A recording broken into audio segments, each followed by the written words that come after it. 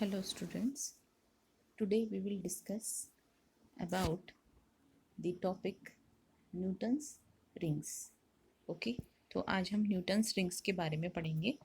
Newton's rings कैसे form होती हैं और इसमें जो कंडीशन है रिंग्स की, यानी कि जो रिंग्स में ब्राइट एंड डार्क फ्रिंजेस हमें जो मिलते हैं, यानी कि जब ये रिंग्स हैं तो हम इसको कह सकते हैं कि ब्राइट एंड डार्क रिंग्स जो हमें मिलते हैं वो उसकी कंडीशंस क्या हैं। ठीक है, तो आज के लेक्चर में हम इतना ही पढ़ेंगे।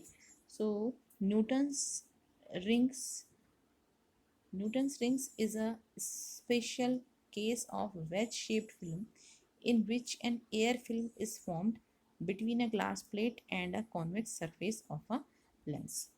ठीक है, तो न्यूटन्स रिंग जो है वो क्या है, जैसे आपने पढ़ा है वेज शेप फिल्म के बारे में, आपने पढ़ा है कि वेज शेप फिल्म जो है, अगर हम ये वेज शेप फिल्म थी, ठीक है, जिसकी की कॉन्टैक्टिंग सरफेस जो है इसका, यहाँ पर टी जो है इसकी थिकनेस ज़ीरो होगी और धीरे धीरे जब हम दूसरे एंड की तरफ जाएंगे तो थिकनेस इसकी इंक्रीज़ होगी।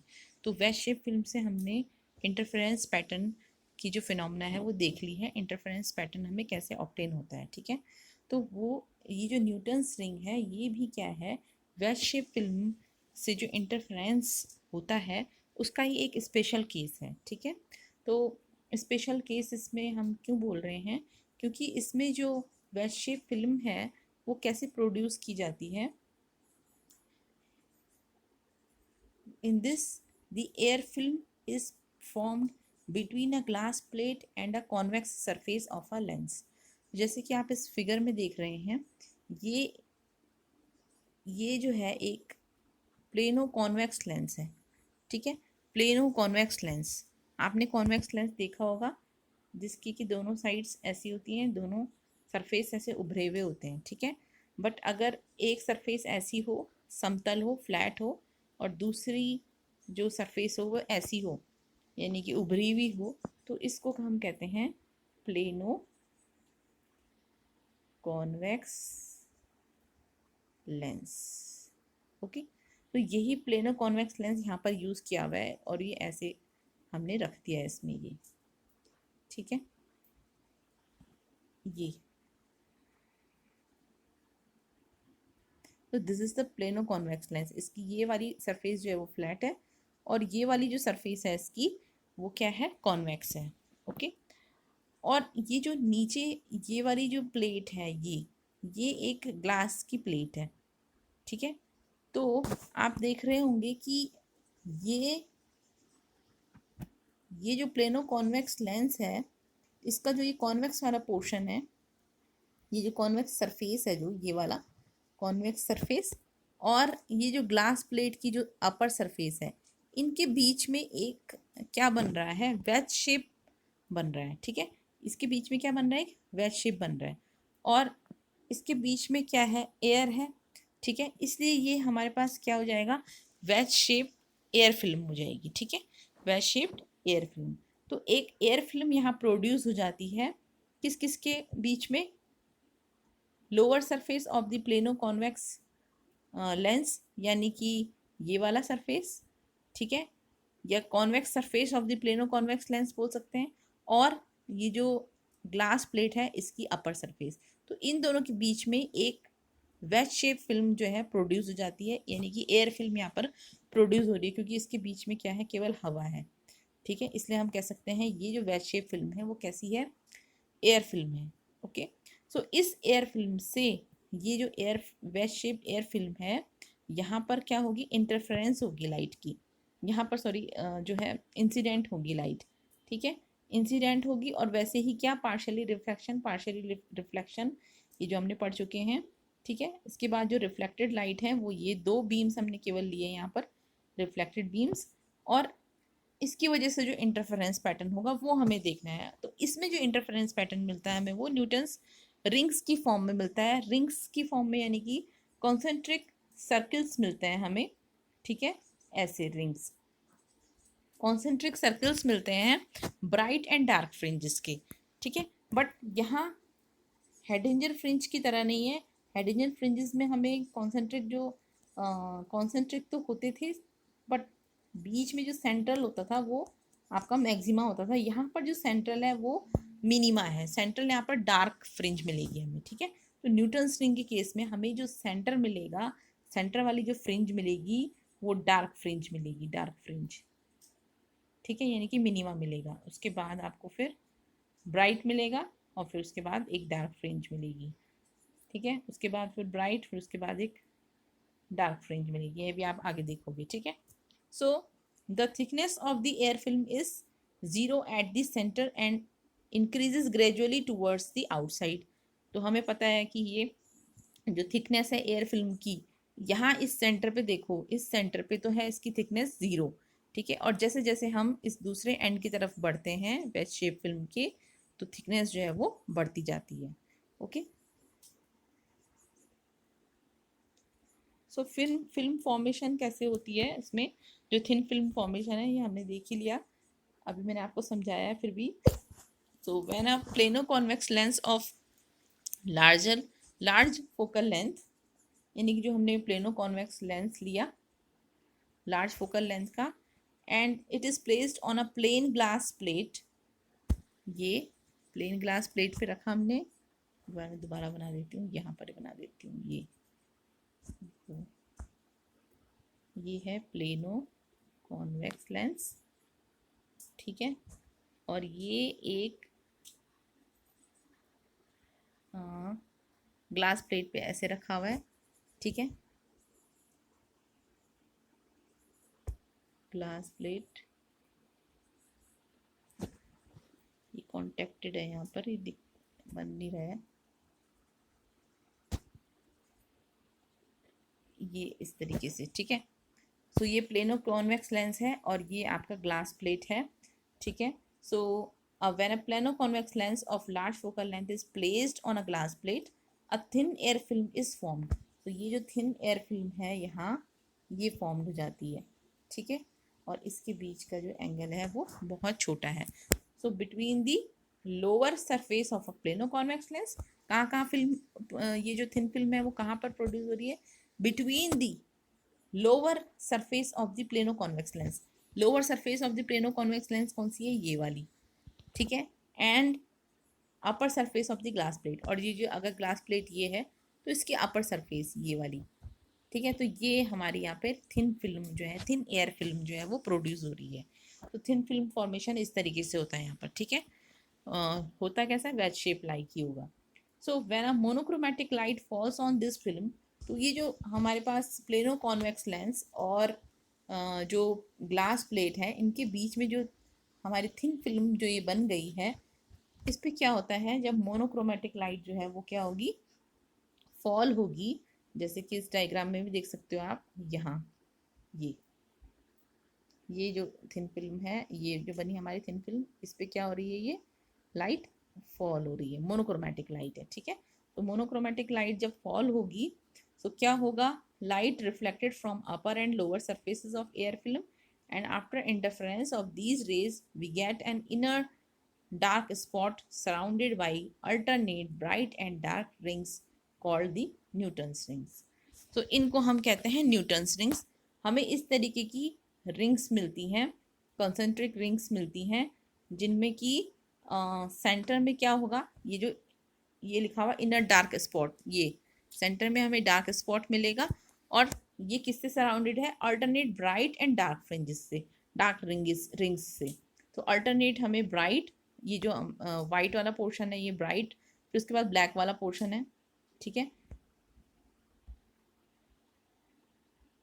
ये वाइट वाला पोर्शन है, फिर ब्राइट रिंग मिल गई, फिर डार्क रिंग मिल गई, फिर ब्राइट, फिर डार्क, फिर ब्राइट, फिर डार्क, ब्राइट, फिर डार्क, ठीक है। तो इस तरीके से हमें न्यूटन रिंग मिलती है जब मोनोक्रोमैटिक लाइट जो है वो कैसे इस थिन फिल्म पे क्या होती है, इंसिडेंट होती है, ठीक है।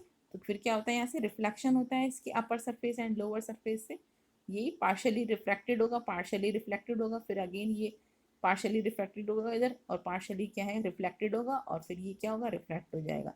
तो इसका मतलब हमें यहाँ पर मिल जाती हैं कुछ रिफ्लेक्टेड बीम्स। तो इन रिफ्लेक्टेड बीम्स को हम केवल 2 रिफ्लेक्टेड बीम ले लेते हैं यहाँ पर।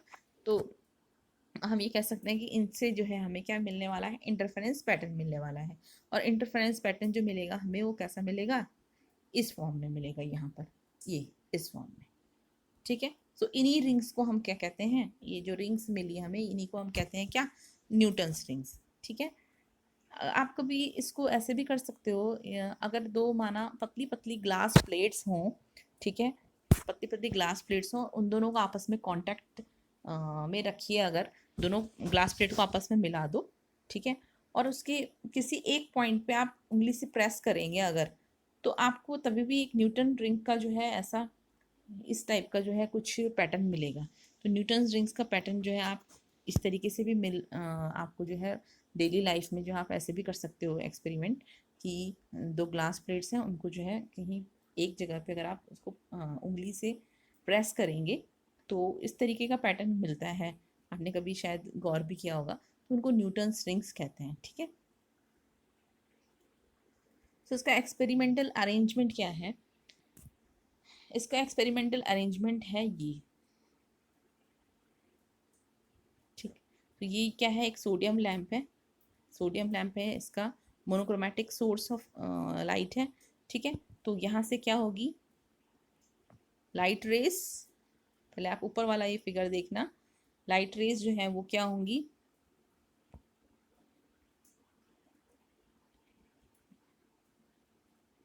इस इस ये लगा रखे ना एक ग्लास प्लेट, ये जो ग्लास प्लेट है ये है बीम स्प्लिटर, बीम स्प्लिटर कहते हैं इसको, ठीक है।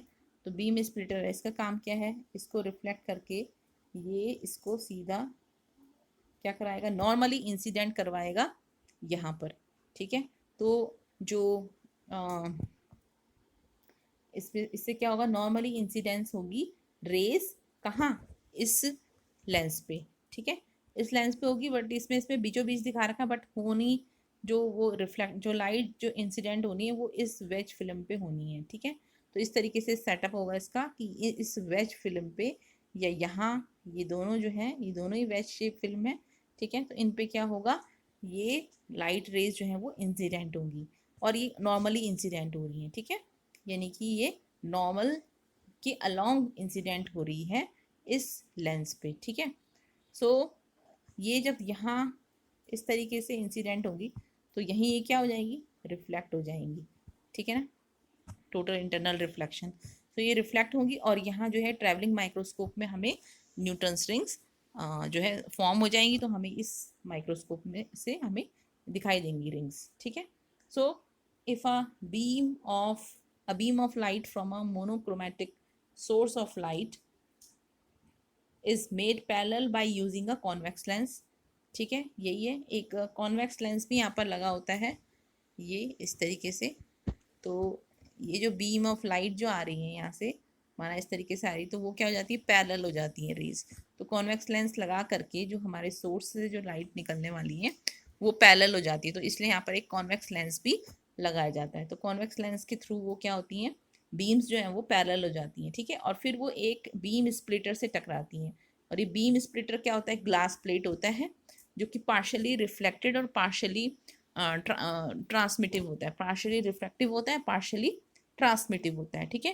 यानी कि कुछ रेज इससे क्या हो जाएगी, रिफ्लेक्ट हो जाएगी और कुछ रेज इससे ट्रांसमिट हो जाएंगी, ठीक। और ये 45 डिग्री के एंगल पे लगा होता है, इन रेज से जो है ये 45 डिग्री का एंगल बनाता है, ठीक है।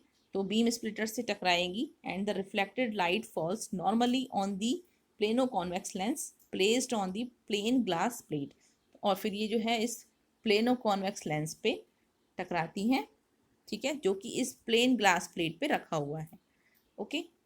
And this light reflects from upper and lower surface of the air film form between plane glass plate and plano convex lens. और इस तरीके से ये जो लाइट जो रेज हैं, ये जो यहाँ से इंसिडेंट रेज हैं, ये क्या होंगी, इस वेज शेप फिल्म पे टकराएंगी और इसकी वेज शेप फिल्म जो है, ये जो एयर फिल्म है वो कहाँ कहाँ प्रोड्यूस हो रही है, इस लेंस, ये जो प्लेनो कॉन्वेक्स लेंस के लोअर सरफेस और इस प्लेट ग्लास जो ग्लास प्लेट है इसके अपर सरफेस के बीच में फॉर्म हो रही है, ठीक है। तो यहाँ जो ये इंसिडेंट होंगी रेज वो फिर क्या होंगी, रिफ्लेक्ट होंगी, और हमें क्या मिलेगा, इंटरफेरेंस पैटर्न मिलेगा, और उसको हम माइक्रोस्कोप में यहाँ ऑब्जर्व करेंगे।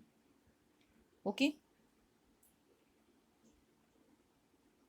सो these rays interfere and rings are formed in the field of view. तो ये जो रेज हैं वो इंटरफेयर करेंगी और हमें जो है फील्ड ऑफ व्यू, ये है यहाँ पर, ये ट्रैवलिंग माइक्रोस्कोप है, इसको आप ट्रैवल कर सकते हो, यानी कि इधर मूव भी कर सकते हो, यहाँ भी मूव कर सकते हो, ठीक है। तो इस तरीके से ट्रैवलिंग माइक्रोस्कोप है।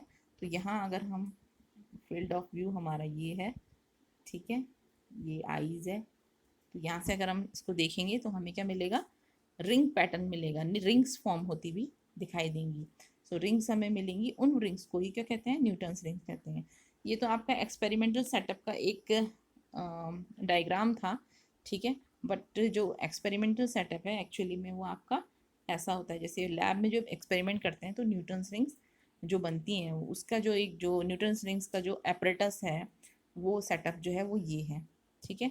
तो यहाँ जो ये जो यहाँ पर है, यहाँ पर हमने रखा रहता है वो प्लेनो कॉन्वेक्स लेंस एक ग्लास प्लेट के ऊपर, ठीक है। और यहाँ जो हमारा ट्रैवलिंग माइक्रोस्कोप है, ठीक है, यहाँ से कहीं सोडियम लैंप भी है, यहाँ पर दिख नहीं रहा है, इसमें सोडियम लैंप भी जुड़ा हुआ होगा या मोनोक्रोमेटिक लाइट सोर्स होगा, ठीक। और यहाँ पर ये वाला छोटा सा पोर्शन ये दिखाई दे रहा है, ये ट्रैवलिंग माइक्रोस्कोप, ये वाला ये आई पीस होगा, इस पे हमें जो है यहाँ से हम देखेंगे और यहाँ में न्यूटन्स रिंग्स फॉर्म होगी, और वो किस तरीके होंगी, किस तरीके की होगी, इस तरीके की, ये देखो सेंट्रल जो उसका पोर्शन होगा, ये जो सेंट्रल स्पॉट है वो डार्क होगा, ठीक है, यानी कि हमें सेंटर पे क्या मिलने वाला है, मिनीमा मिलने वाला है, ठीक है। ये है क्या, ये फ्रिंजेस ही हैं बट रिंग्स फॉर्म में है। तो फ्रिंजेस जैसे डार्क फ्रिंजेस और ब्राइट फ्रिंजेस मिलती थी, डार्क फ्रिंजेस डिस्ट्रक्टिव इंटरफेरेंस के कारण और ब्राइट फ्रिंजेस किसके कारण, कंस्ट्रक्टिव इंटरफेरेंस के कारण, ठीक है। तो वैसे ही मिलती है बट यहाँ पर रिंग फॉर्म में मिलती है। तो ये न्यूटन्स रिंग्स, ये है न्यूटन्स रिंग्स आपकी, ठीक है। Now the formation of bright and dark fringes. So formation of bright and dark fringes,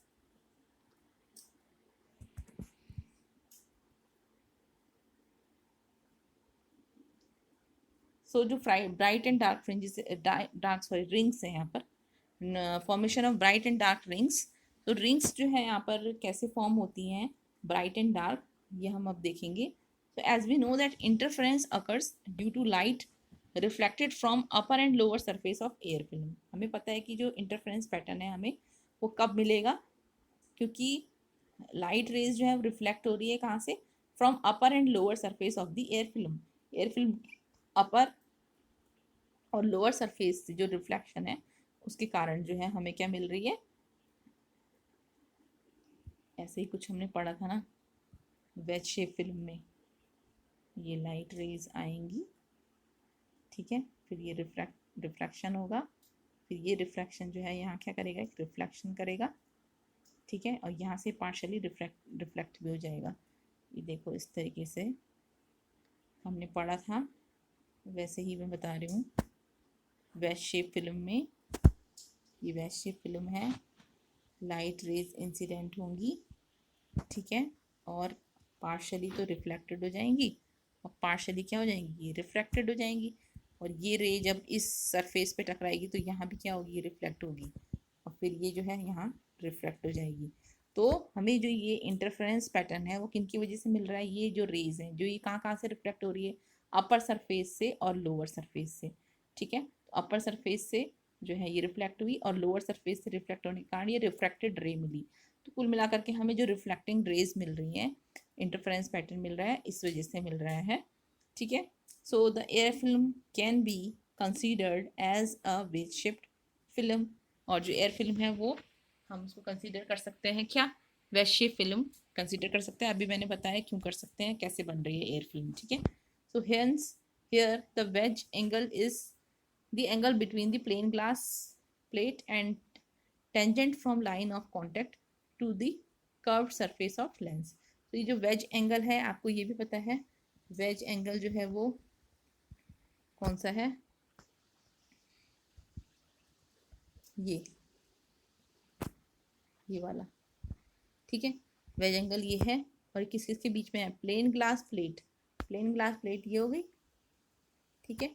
और tangent from line of contact to curve surface, ये जो कर्व सरफेस है, जो प्लेनो कॉन्वेक्स लेंस का जो कर्व सरफेस है, इस पे अगर मैं टेंजेंट ड्रॉ करूँ, ठीक है, तो पॉइंट ऑफ कॉन्टेक्ट जहाँ पर है, जो ये जो कर्व सरफेस है इस प्लेनो कॉन्वेक्स लेंस का, वो ग्लास प्लेट को जहाँ पे कांटेक्ट कर रहा है वो पॉइंट ऑफ कांटेक्ट होगा, ठीक है।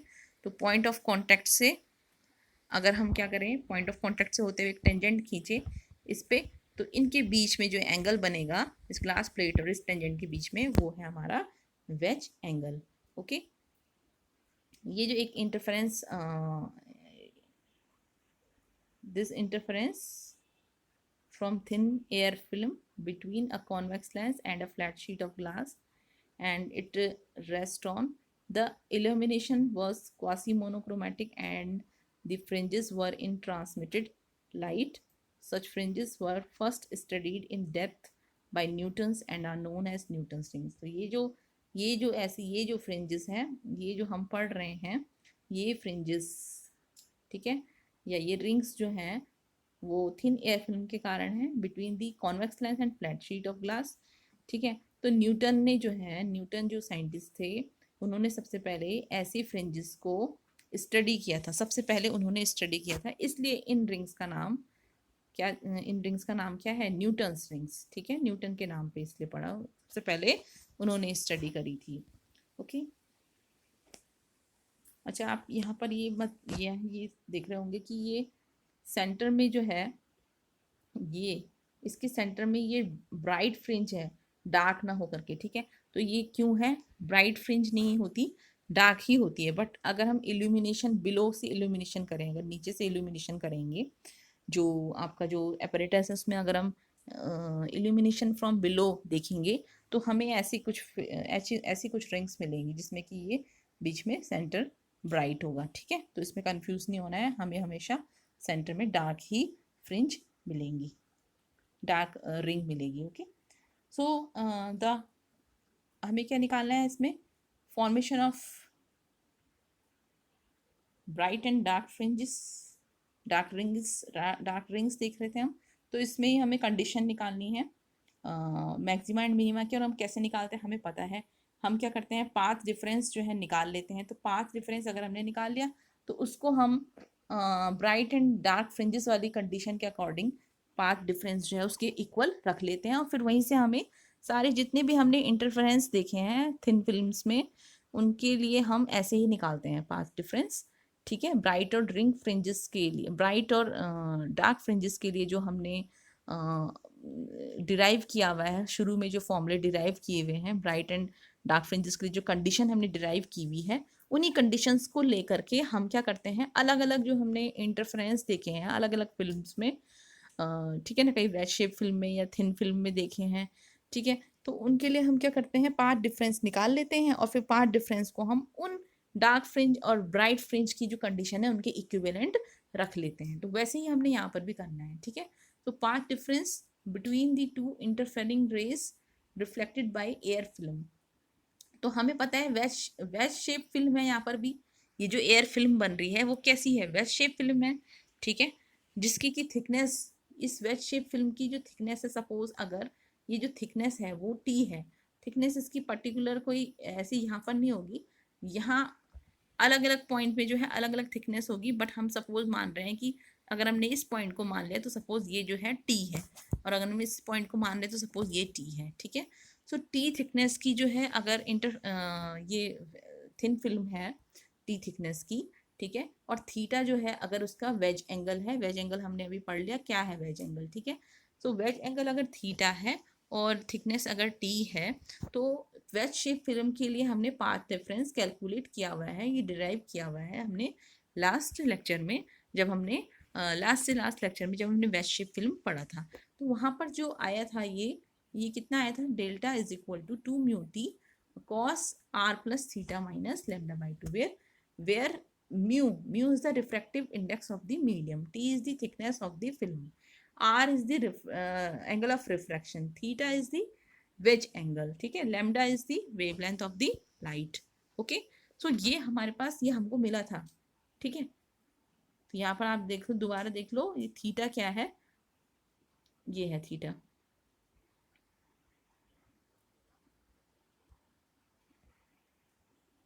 ये वाला, ये थीटा है, ठीक है। सो दिस इज थीटा, ओके। ये आपकी थिन फिल्म है। ये ध्यान रखना थिन फिल्म कहाँ पर बन रही है, ये बहुत ध्यान रखने वाली बात है, बहुत इंपॉर्टेंट बात है, ठीक है, ओके। तो ये हमें पाथ डिफरेंस मिल गया है, हमने सीधे यहाँ पर लिख लिया है। अगर न्यूटन रिंग्स का आपके पास क्वेश्चन आएगा और हमें condition for bright rings and dark rings की जो कंडीशंस निकालनी है अगर, ठीक है, तो उसमें आपको ये याद रखना पड़ेगा, वेज शेप फिल्म वाला जो पाथ डिफरेंस है वो याद रखना पड़ेगा। हमारा वेज शेप वाला जो पाथ डिफरेंस है वो वैसे इतना ही आया था, बट उसके बाद हमने एक टर्म और ऐड किया था, ये स्टोक्स ट्रीटमेंट के कारण जो है हमने उसमें एक लैम्डा बाई टू के पाथ जो है वो फेज डिफरेंस, फेज जो है वो डिफर हो जाता है कितना, पाई पाई एंगल से, ठीक है, पाई रेडियन के एंगल से या 180 डिग्री के एंगल से जो है वो फेज चेंज हो जाता है किसका, रिफ्लेक्टेड रे का। इसलिए हमने एक लैम्डा बाई टू वहाँ पर ऐड कर दिया था, ठीक है। तो ये लैम्डा बाई टू हम यहाँ पर सब्ट्रैक्ट ऐड कुछ भी कर सकते हैं, मैंने पहले भी बताया था, तो यहाँ सब्ट्रैक्ट कर देते हैं। सो दिस इज इक्वेशन फर्स्ट, ये हमें पता है पहले से, ओके। अब हमें इसमें क्या कंडीशन लगानी, देखो, क्योंकि यहाँ पर हम देख रहे हैं कि जो लाइट रे है वो इस लेंस पे, या हम इस जो ये जो थिन फिल्म है, ये जो थिन फिल्म बनी है हमारे पास, इस पे जो है वो नॉर्मली इंसिडेंट हो रही है ऐसे, ठीक है। अभी तक हमने ऐसे देखे, वेस्ट शेप फिल्म में ऐसा डायग्राम देखा हमने, तो ये जो इसका मतलब कि ये